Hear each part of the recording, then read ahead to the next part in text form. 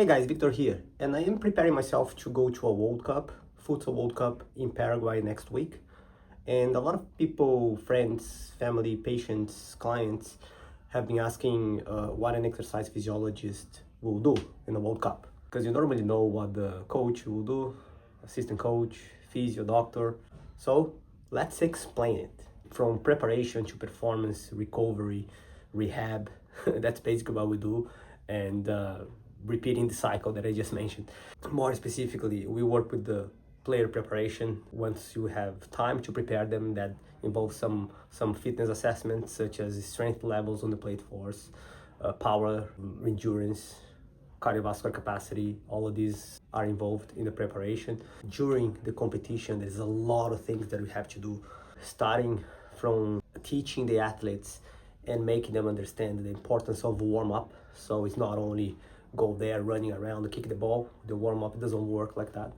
It involves a lot of release of the muscles, proper activation of the muscles, mobility work, a lot of other components of movement patterns that we have to ensure that the athletes understand and they are able to perform. So when they get to the court, they are able to perform at their best because their body are ready for it at that specific point in time.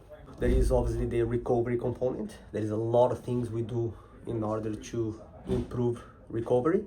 Massaging, taping, dealing with specific little injuries that might occur, understanding when the athlete is getting to their limit and maybe pull that out, passive, active stretches, so many things that we do when you're preventing or even monitoring loading as well. Last year when I went with the under 13s, we had a couple of players suffering from Osgood-Schlatter disease, which is an inflammation at the inferior part of the knee. There are a few things, a few methods, a few procedures that we can do to ease the symptoms so the players can play.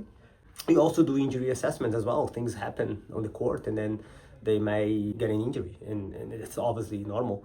So we are there to assess the injury, assess if the player is able to go back to the court, if that's during the game, or even if the player is able to go back to the court next day. Because in this kind of tournament, it's fast. Things change every hour, every day.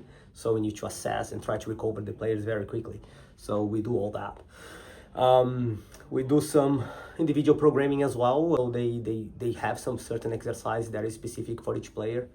Obviously, depending on how much contact we have with the player, more individualized and more tailored the exercises and preparation will be. And also, one of the most important things is we work very close with the assistant coach and the coach, because they need to understand where that individual player is at physically, so they understand how much they can rely on when it comes to the game time. It's hard sometimes to have to pull out a player from a game, and it happens, and I am the one who make that call sometimes, because if I have an important game in 2 days, why are we going to stress that player today if we really need this player at 100% in the next game?